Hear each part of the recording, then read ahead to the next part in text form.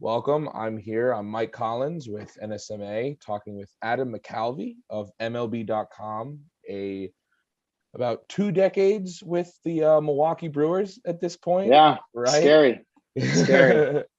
Awesome. So just gonna get start the interview here. How did you get your entrance here into the sports writing industry? Also, before I even start, congratulations on winning Thank you. Wisconsin Sportswriter Yeah. of the Year, Adam McCalvy. How did we get our start here in our sports writing?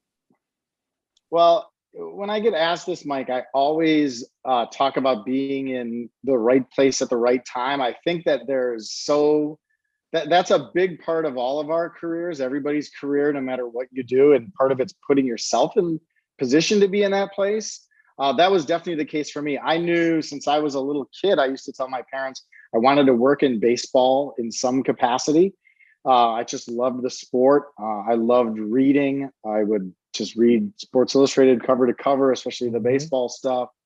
And when I went to college at the University of Wisconsin, I had worked at the school paper in high school and really liked journalism. So I went the journalism public relations route. Those two things were together. And I was pretty open-minded about whether I wanted to be a writer or a PR guy.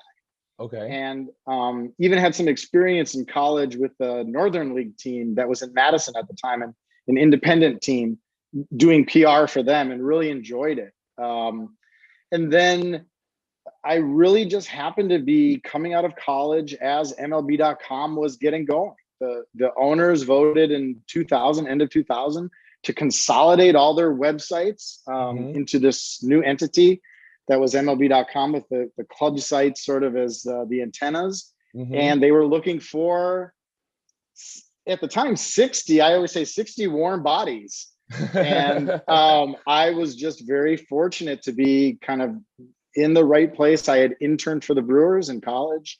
So I had a connection that way and was recommended for one of the 2 jobs in Milwaukee. And sure enough, landed the gig. I was interning for the Milwaukee Bucks at the time. They were having a great year. They went to the Eastern Conference Finals that season with Glenn Robinson and Ray Allen and Cassell, and it was a lot of fun.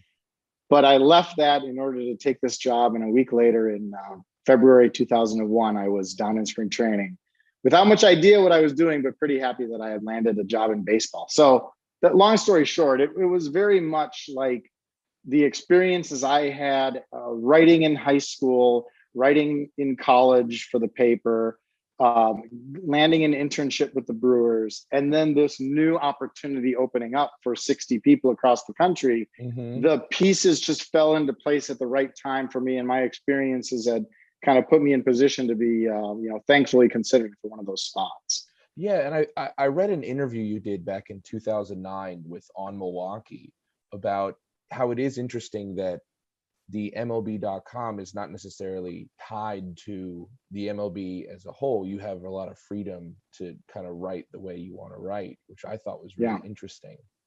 What's the I'll just say, like, I'll say about that. It's always been, that's always been the line we walk with MLB.com. And I've always thought it's important to acknowledge that there is a difference between my job writing for MLB.com and, Tom Haudricourt, who's been fortunate to win this award a couple of times, doing a similar job for the Milwaukee Journal-Sentinel. There are times where both of us have may approach a story a different way, and I've always thought that's okay. I've also have always been very thankful for the independence that we've had. I have covered a 106 loss Brewers team in 2002. I've covered a Brewers team that, was on the brink of the World Series. I've sort of been in both positions, and I've always been able to write what should be written, what I feel like is the story of the day. And I've always been pretty thankful for that. Despite, I would say, sort of the gray area that can exist sometimes.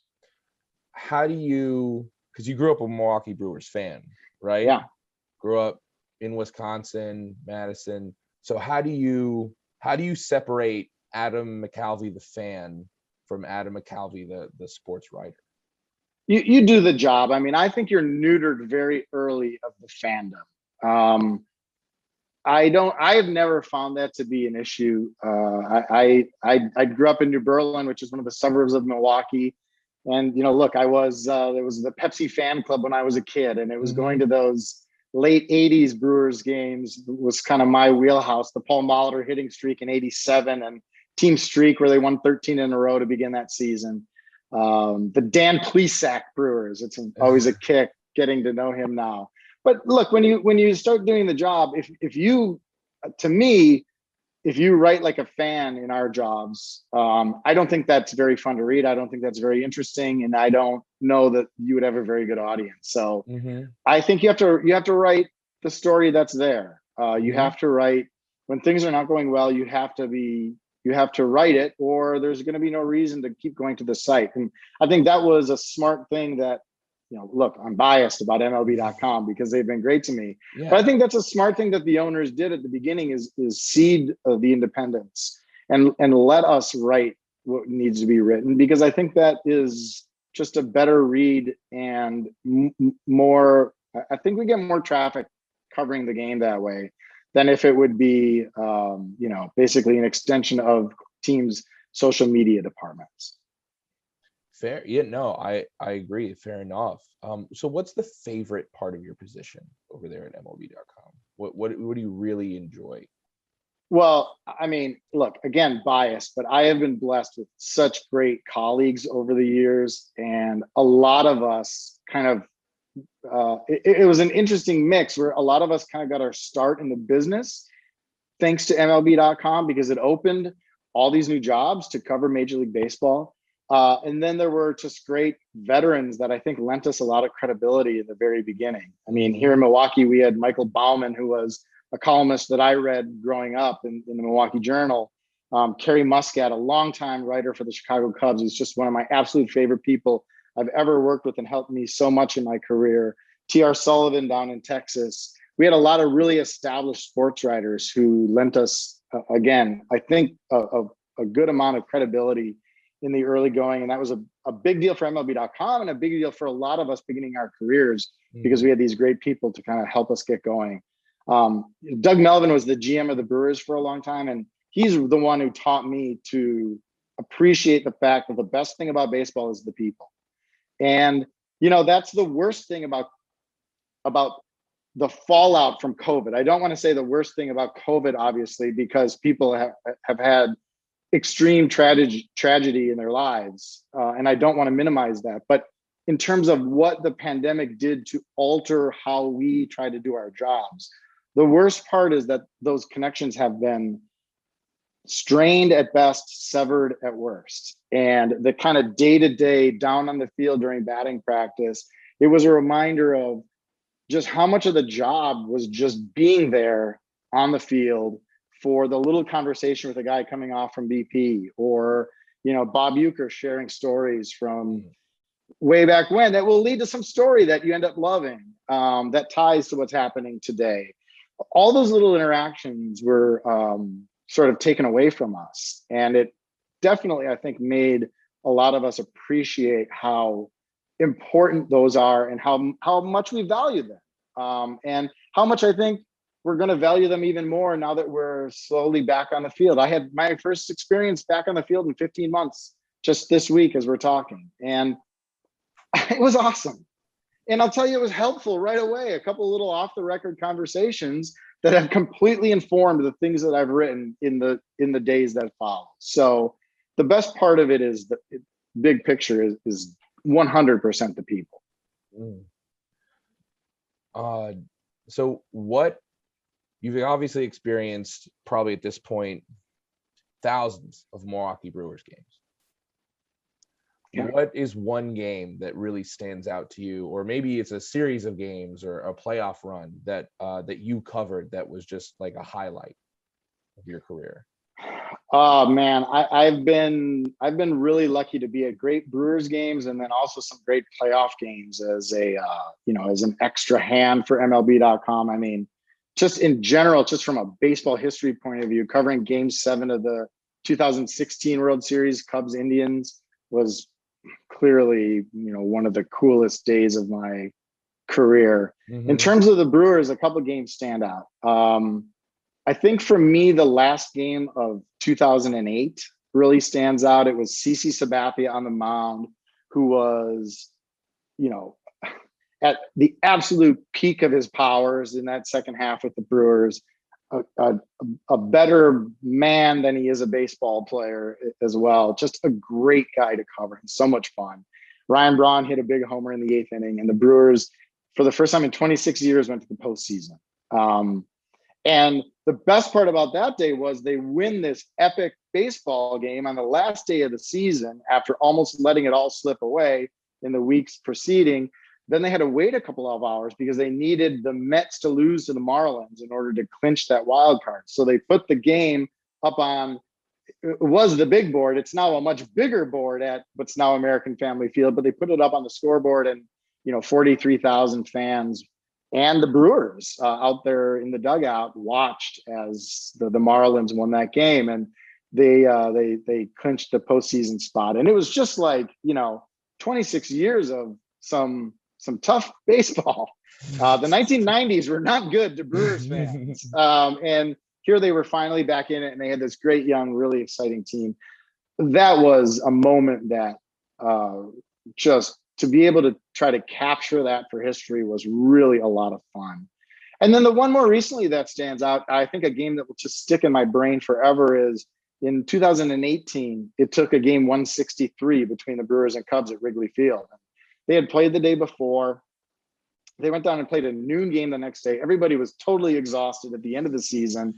And it was this really incredible game that went into the 8th inning before it was decided. And the Brewers ended up winning at Wrigley. And to do it there, to win the division in a kind of a rival park against a then still a Cubs team that was not far removed at all from winning the World Series, was another really special day that I think will kind of stand out in my memory. A lot of really good storylines, and just, as a journalist, it's exactly the situation you want to cover. The stakes were so high. It wasn't playing for a World Series championship. It wasn't Game 7 of the World Series, but it was a really big game with just tons of different tentacles of stories to cover. And that one will sort of always stand out in my mind as well.